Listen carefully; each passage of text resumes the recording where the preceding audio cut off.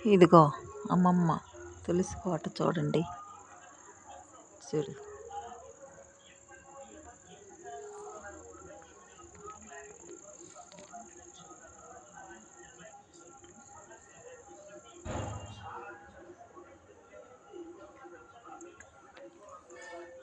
ఏ విధంగా పెట్టుకోండి తులసి కోట.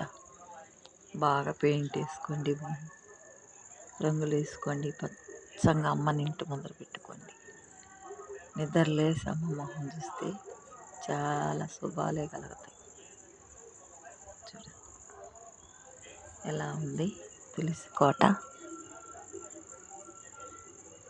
లైక్ చేయండి, షేర్ చేయండి, ఫాలో అవ్వండి. చూడండి, లైక్ చేయండి.